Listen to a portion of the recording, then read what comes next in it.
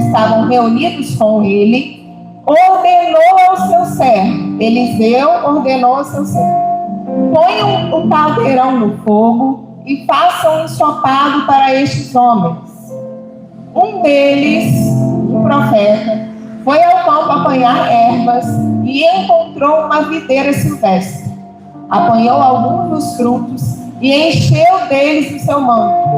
Quando voltou, cortou em pedaços e colocou no caldeirão ensopado, embora ninguém soubesse o que era.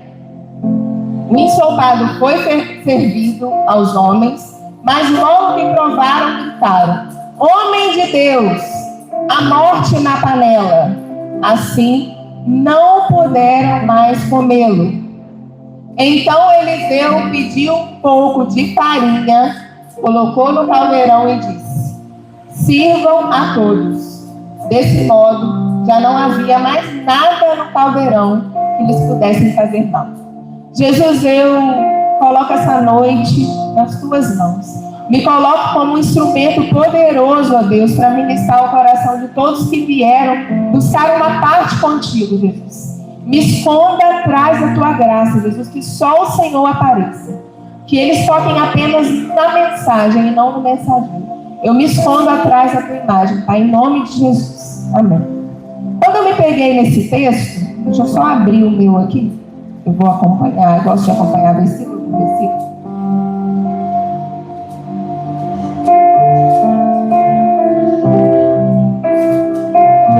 Quando eu me peguei nesse texto, eu gosto sempre de ver o contexto, né? Aqui, Eliseu já seguia o ministério do profeta Elias. E é nesse momento aqui o povo passava por uma grande crise emocional, financeira, política, crise existencial e, consequentemente a isso, crise espiritual. O povo sofria com muita fome. Tinha crise na casa. E tinha crise para o povo lá fora e tinha crise dentro também. O povo de Deus também passava crise. Como nós. Eu não sei você, mas eu passo crise. A gente não está isento de passar crise. E nesse contexto aqui, Eliseu chegou aqui, era uma casa, era uma escola de profetas. Porque se você perceber até hoje, o mundo pode estar um caos, mas o Senhor preserva os dele. O Senhor preserva os nossos encontros nas nossas casas, na nossa igreja. É o Senhor quem tem mantido essas portas abertas. Então, naquele tempo havia crise, mas o Senhor cuidava, o Senhor mantinha e preservava o deles.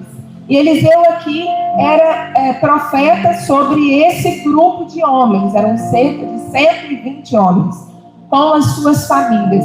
Era uma escola de profetas. E Eliseu aqui ensinava esses homens para que eles também pudessem profetizar. Nesse contexto aqui, Eliseu chegou e eles estavam com fome, porque, como eu disse, havia uma crise instaurada naquele momento. Só que se você olhar direitinho, e já no começo desse texto, o Senhor começa a ministrar no meu coração. Eliseu voltou a Judá onde havia fome, e ele preparou, olha só, ele ordenou: ponha fogo na panela e faça um ensopado para o resto do grupo. Um dos profetas, logo em seguida a esse versículo, vem dizendo assim, um dos profetas foi ao campo e pegou uma erva, que era a erva venenosa, que trouxe a morte para dentro de casa. Em nenhum momento Eliseu falou com ele: vai lá fora e pega uma erva. Ele não falou. Eliseu mandou o seu servo assim, pega a panela e faz o ensopado, os ingredientes dentro de casa. E o profeta, que não foi ordenado, foi fora e pegou aquela erva que trouxe a morte. O Senhor ministrou meu coração que muitas vezes a gente faz isso. Quando a crise se instaura, sabe o que a gente faz? A gente perde o foco no profeta. A gente perde o foco na palavra de Deus, nas promessas do Senhor, e a gente deixa de ver o que a gente tem dentro para começar a ver o que falta. A gente perde totalmente o foco nas promessas do Senhor quando a crise chega. A gente já não consegue enxergar o que a gente tem. A gente não consegue usufruir do que tem. a gente vê sempre o que falta. E aí, eu acredito que esse profeta que buscou a erva venenosa, ele não fez por maldade. Eu não acredito que ele olhou a erva e falou assim: essa erva vai matar todos os profetas aqui, eu vou lá fora pegar. Ele não fez isso. Provavelmente o que aconteceu, ao meu ver, é que ele estava com fome. E quando a gente está com fome, a nossa visão fica turva. Eu não sei você, mas eu, se estiver com fome, eu fico mal-humorada. As nossas decisões ficam meio abaladas. Vai fazer compra no mercado com fome. Você vai comprar 10 vezes mais do que você precisa. Você não vai olhar aqueles rótulos que falam dos transgênicos, da gordura saturada. Você não vai ver nada disso. A fome altera o seu poder de decisão. E ali, com certeza, ele olhou aquela erva. Ele provavelmente achou que ela não fazia mal. E ele fez com o intuito de ajudar. Mas aqui ele criou um cenário perfeito. E é muitas vezes o que a gente faz. Quando a gente perde o foco no Senhor, e quando a gente esquece das promessas de Deus, quando a gente começa a ver a grama do vizinho e acha que a grama do vizinho é melhor do que a nossa, quando a gente esquece o que o Senhor já nos deu e aquilo para nos sustentar durante o período da crise, quando você começa a ter que buscar fora, quando Deus não te ordenou a buscar fora, você cria um ambiente perfeito para a ação do inimigo. E aí o veneno entra nas nossas casas. Se a gente entender hoje o contexto que o veneno, irmãos, e aí a gente vai trazer para a nossa família, para as nossas casas. O inimigo, ele tem entrado de maneira sutil. O inimigo, ele não põe o pé na porta e entra, não. Ele age nas sutilezas. O Senhor me trouxe aqui nessa noite. Quero levantar com vocês 4 venenos que o inimigo tem colocado nas nossas casas de maneira sutil. Nós temos, muitas vezes, aberto as portas para que ele coloque. É uma ação, muitas vezes, nossa. E a gente tem deixado isso acontecer com as nossas famílias. A falência das nossas famílias, o excesso estrondoso de divórcios, isso não acontece do dia para a noite. Um filho não se perde do dia para a noite. Um casal não se divorcia do dia para a noite. A falência da família, ela não acontece do dia para a noite. São nas sutilezas do inimigo. É quando você começa a dar brecha, porque você perdeu o foco no alto. E aí ele começa a entrar. Um dos venenos que o inimigo tem colocado nas nossas casas chama-se conformismo. Às vezes, pela palavra, você não vai entender. Mas quer ver que às vezes acontece na sua casa? O casal, às vezes, começa a brigar. E aí, no primeiro momento, não deixa o sol se pôr sobre a ira. Resolve antes de dormir. Daqui a pouco ele está brigando mais um pouco. E está brigando mais um pouco. E daqui a pouco já tem briga, já tem ofensa. Já está um caos. E sabe o que o mundo vai falar com você? Todo casal briga. E você se conforma. Porque briga mesmo. Porque lidar com o ser humano é difícil, porque o meu marido é tóxico, porque minha mulher... E aí você aceita, você se conforma com essa mentira. E a sua casa vira um antro de brigas. Quer ver de outra forma que você está se conformando? Com seus filhos. Porque a geração alfa, a gente não pode contrariar. Os nossos filhos, os adolescentes, passam madrugadas a fio no celular, jogos... As notas não vão bem no colégio, mas eles jogam a noite inteira. Não tem limite. Os pais não exortam, não brigam. Sabe por quê? Porque essa geração é assim mesmo, daqui a pouco passa. Só que o meu filho, o seu filho, é sua herança no Senhor. O Senhor vai te cobrar. Nós somos meros condutores dos nossos filhos ao propósito de Deus para eles. Só que nisso, a palavra de Deus não fala que o pai ama, exorta quem ele ama? E por que a gente tem agido com tanta negligência? A gente está se conformando em ver os nossos filhos se perderem. Só que hoje em dia, eu não estou com o meu celular aqui, hoje em dia eles não se perdem fora de casa não, irmãos. Eles se perdem dentro de casa. é no celular que eles têm. E a gente está se conformando, porque o mundo está falando que isso é normal.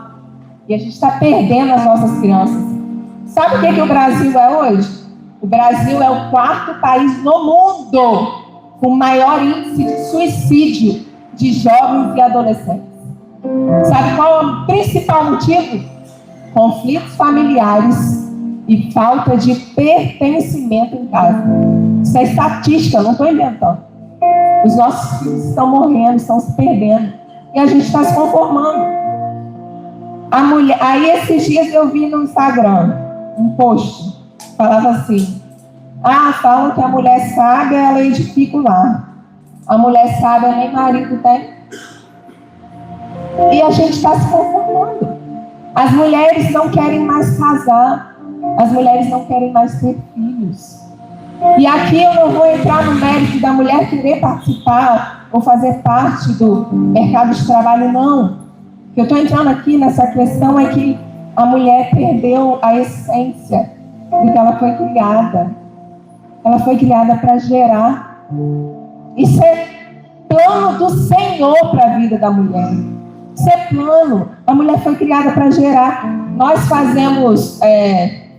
O Brasil hoje tem um índice, né? Porque o índice natural, saudável, para um país crescer, prosperar financeiramente, ter mão de obra qualificada, é cerca de 2 filhos por mulheres. Nós temos hoje menos de 1,5, bem menos que 2 filhos, né? Na população geral.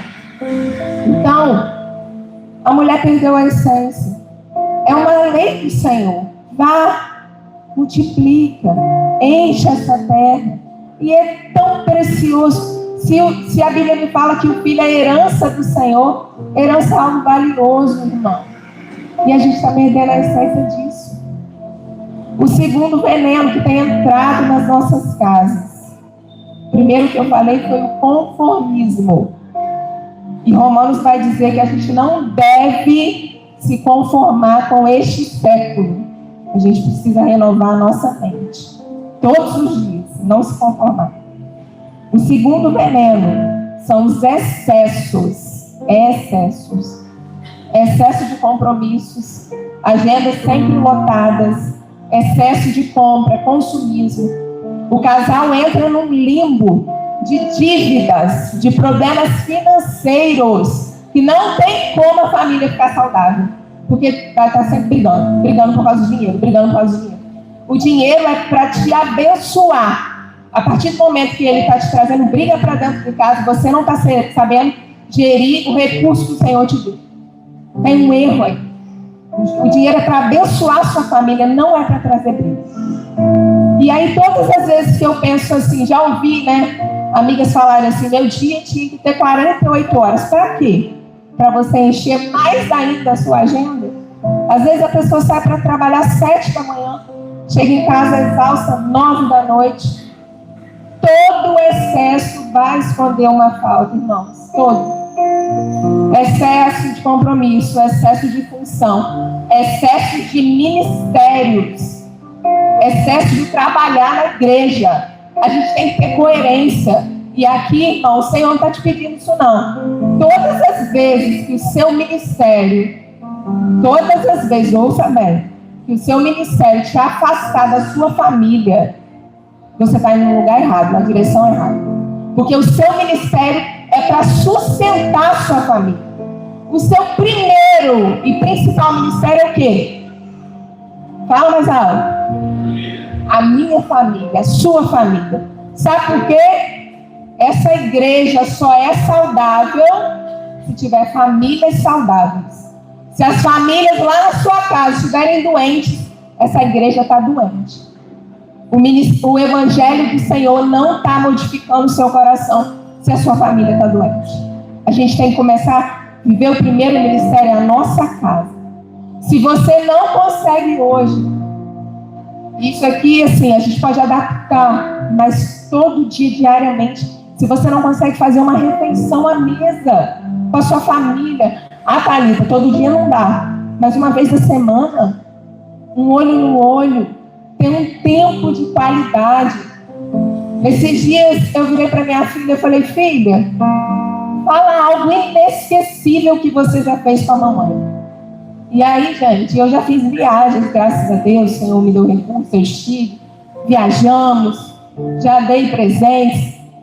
Ela falou assim comigo: mamãe, aquele dia que a luz acabou e a gente deitou na rampa para ver as estrelas. A gente não precisa de muito, irmãos. A gente precisa de tempo, a gente precisa de querer, a gente precisa de presença. Os nossos filhos estão se perdendo. As mulheres, os homens, tentar, de alguma forma, organizar o seu tempo. Você não precisa de 48 horas num dia. Você precisa organizar o seu tempo. E o tempo a gente organiza com prioridades. O que é prioridade para você hoje? Quando você começa a elencar suas prioridades, você não perde seu tempo com excesso. O terceiro veneno que tem assolado as nossas famílias. E aqui, irmãos, eu estou levantando os que o Senhor colocou no meu coração. Mas a gente sabe que são inúmeros. A gente ficaria a noite inteira falando das estratégias de Satanás para acabar com a nossa família. Porque Satanás não está nem aí para sua conta bancária, não está nem aí se você está bem sucedido, não está nem aí se a sua casa é maravilhosa. Meu irmão, Satanás quer a sua família, é isso que ele quer. Então todo dia ele vai inovar uma estratégia para estruturar e derrotar e divorciar mais uma família. O terceiro chama-se murmuração. A palavra de Deus vai falar que Deus ama um coração grato. Mas a gente está vivendo numa geração reclamona, que quer tudo imediato, que quer tudo para agora. Nós vivemos numa geração que reclama de tudo. Tudo está ruim, tudo está difícil. E aí, eu trago para mim. Quem eu sou dentro de casa? Qual é a esposa que eu sou? Você. Reflete hoje, da hora que você acordou até agora. Você reclamou mais ou você agradeceu mais? Às vezes hoje vai ser seu último dia de vida. Você aproveitou ele para quê? A palavra reclamar, ela vem de clamar duas vezes. Você está reclamando. E você fica o tempo todo reverberando coisa ruim dentro da sua casa. A mulher reclama do homem, não consegue reconhecer nada que a pessoa faz de bom. E só fala, só vê o lado negativo e só reclama. O homem, da mesma forma, não reconhece. Acha que os serviços domésticos é mais que obrigação da mulher e não reconhece. Os filhos estão o tempo todo em alerta, porque a mãe reclama o tempo todo. Quantos adultos hoje estão procurando terapias, fruto de coisas que ouviram na infância? Que a mãe falava, só reclamava. A menina desastrada, não serve para nada, não vai dar em nada. Essa menina, tudo que faz está errado. Quantos adultos hoje têm que se tratar? Fruto de pais que só reclamavam, só murmuravam. A sua casa, não, tem que ser um reduto de paz. O seu marido tem que querer voltar para casa. Às vezes o marido vai virar e falar, não quero voltar para casa não, aquela mulher só reclama na minha cabeça. A sua casa tem que trazer segurança, trazer amor. Seus filhos têm que querer voltar para casa. E aí você perde seu tempo o quê? Murmurando. Cria um ambiente. E disso estou falando de energia também. Eu não sei você, mas eu odeio ficar perto de gente que reclama. Odeio, eu não gosto de ficar perto de gente que só fala coisa ruim, só reclama o tempo todo, isso é ruim. Não seja essa pessoa. Não seja essa esposa. Não seja esse marido. Não seja essa mãe. Filhos também, que só reclamam. Às vezes a mãe pede uma simples coisa. E a criança, o adolescente, o filho está reclamando. Não seja essa pessoa. E o quarto e último veneno que o inimigo tem levado para dentro das nossas casas chama-se individualismo. Se você pegar um barco e colocar um casal, cada um está com remo. Se cada um remar para um lado, o que vai acontecer? Vocês sabem?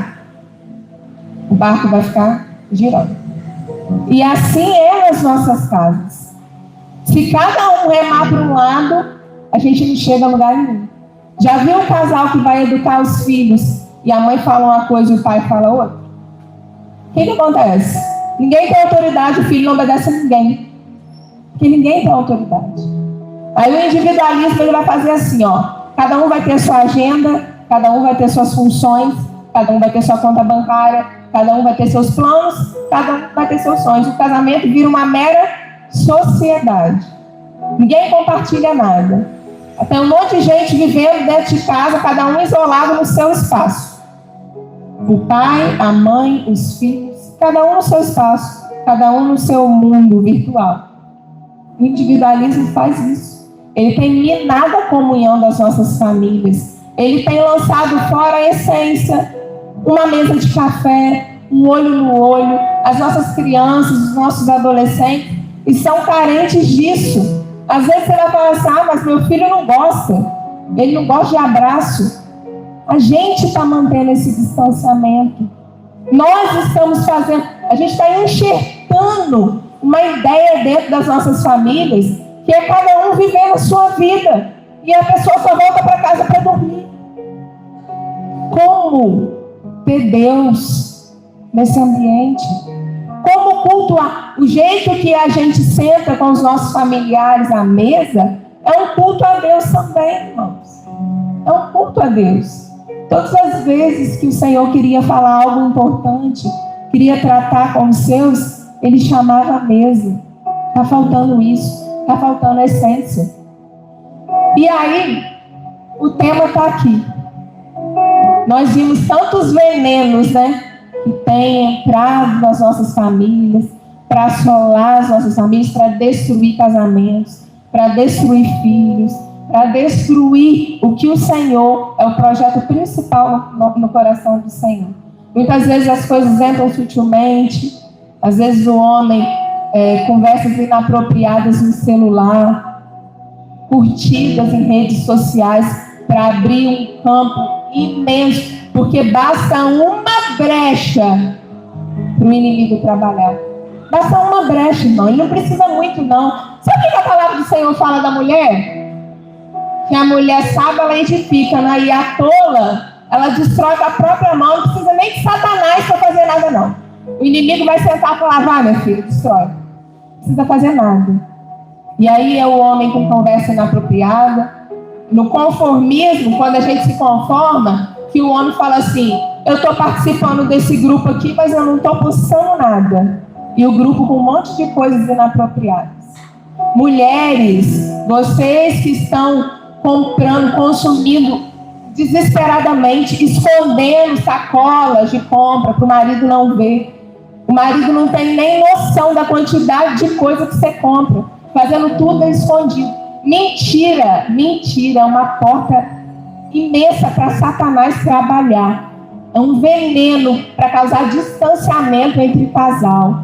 Filhos, adolescentes, vocês que estão buscando recursos em rede social, em amigos, tenha uma relação de intimidade com seus pais. A palavra de Deus fala que vocês têm que honrar o pai e a mãe, porque para que a sua vida vá bem, é um pré-requisito para você ter uma vida bem sucedida. E a palavra de Deus não vai falar assim, honre seu pai e sua mãe se ele for graduado, se ele for inteligente. Não é não, irmão, é para você honrar. E aí, independe, é honra, é princípio. E princípio e fundamento a gente não negocia, a gente tem que viver. E aí, quando a gente pensa, qual é o antídoto para lidar com esse veneno, com esses venenos?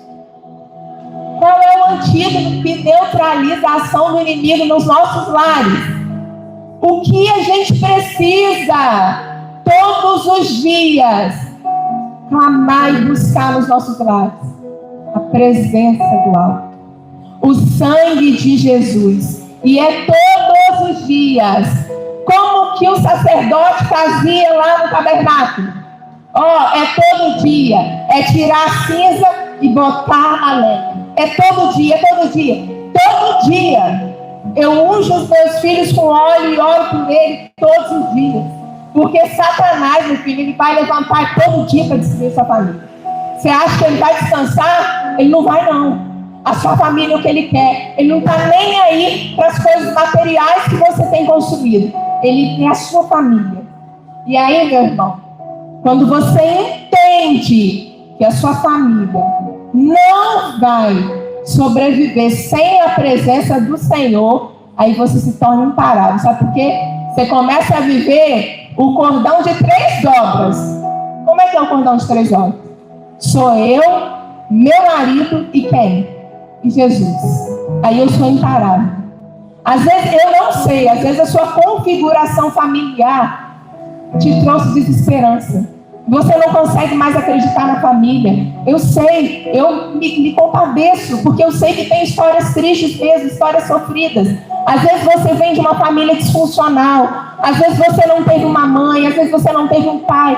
Eu entendo, mas o que eu sei é que o desejo do Senhor é que a sua vida mude a partir de você. O Senhor quer que você quebre esse ciclo. O Senhor só precisa de um. As famílias restauradas, ela vem de um que não desistiu. Aleluia. Se um não desistir, a família é restaurada. Os filhos bem-sucedidos, na visão do Senhor, na presença, filhos felizes, eles vieram de pais que não desistiram, de pais que manifestaram, porque o Senhor está te mandando, irmão, é você criar o seu filho no caminho. Você tem que estar com ele, trazendo. Você prover plano de saúde, bons colégios, tudo financeiro. Mas e o espiritual? A gente não pode negligenciar. Ah, meu filho não quer vir para a igreja. Como assim? Tem que trazer essa criança. O mundo está aí para aniquilar os nossos descendentes, irmãos. O mundo está aí para aniquilar a nossa geração. Nós não podemos nos conformar. A nossa família é projeto do Senhor. Os nossos filhos são herança do Senhor. Mas como que você vai fazer dar certo se você não chamar o idealizador do projeto para dentro? Se você tem um projeto que foi criado por um engenheiro, você não é engenheiro, você não entende, quem criou foi ele. Quem tem que estar dentro do projeto para poder dar certo? É ele, é um engenheiro. O Senhor fez o projeto que é a sua família. E sabe o que é mais lindo que ele vai falar, o salmista vai falar? Que para um homem solitário, o Senhor dá uma família. Para curar a solidão dos nossos corações, o Senhor nos dá a nossa família. E se você não tem ainda uma família, você às vezes é uma mulher solteira. Às vezes você veio de uma configuração disfuncional e por isso você já nem acredita mais nas famílias. Eu creio, se você quiser, o Senhor começa a partir de você.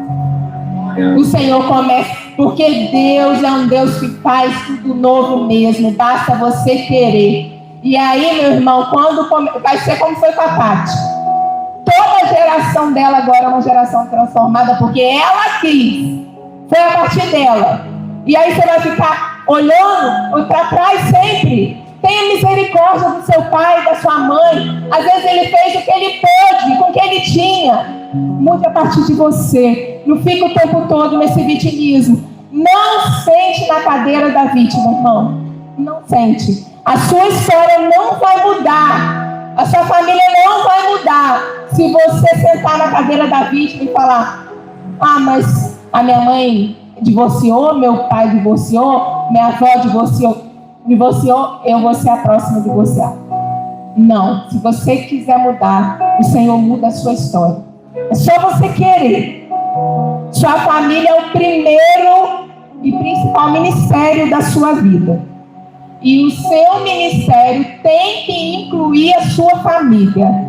Se o seu ministério exclui a sua família, está errado.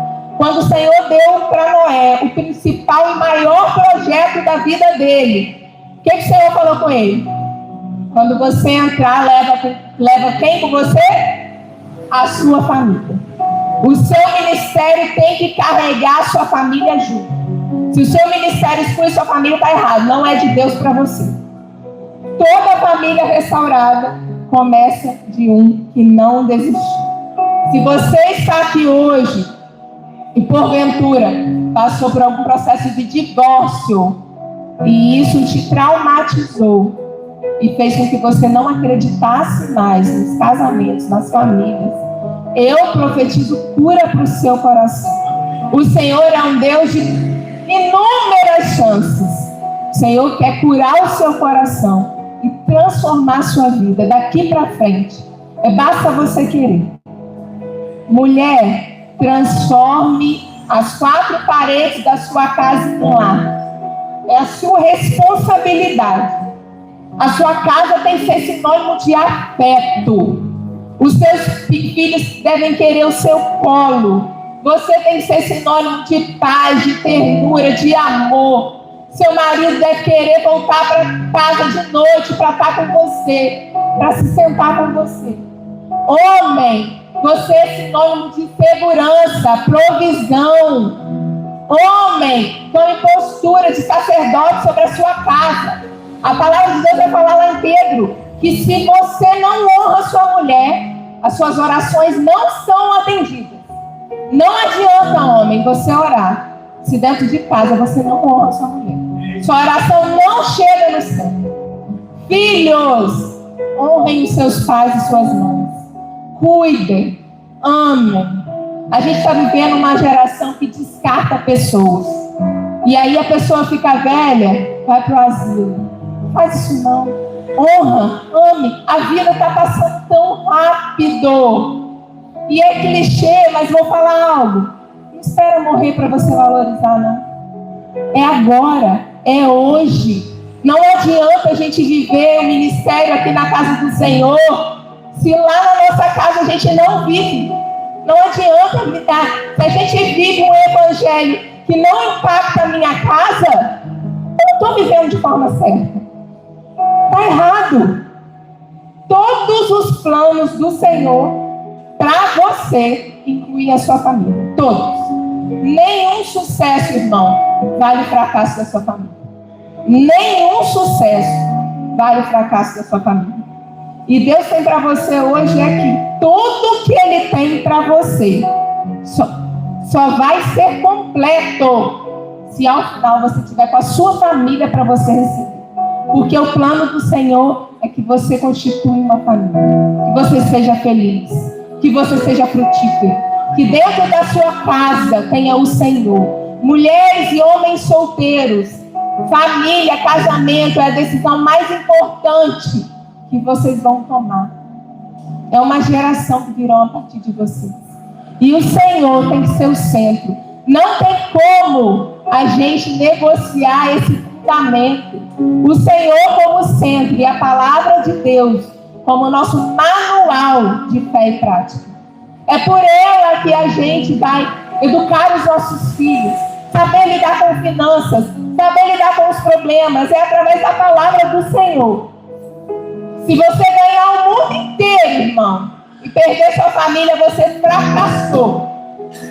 Você pode ter tudo, mas se você perder sua família, você fracassou. E a palavra de Deus fala que se você crê, só você, indivíduo, se você crê, toda a sua casa será salva. Pode começar a partir de você. Hoje nós vamos levantar um clamor por famílias. O Senhor colocou isso latente no meu coração. O antídoto está ali, irmão. Basta você querer a presença do Senhor.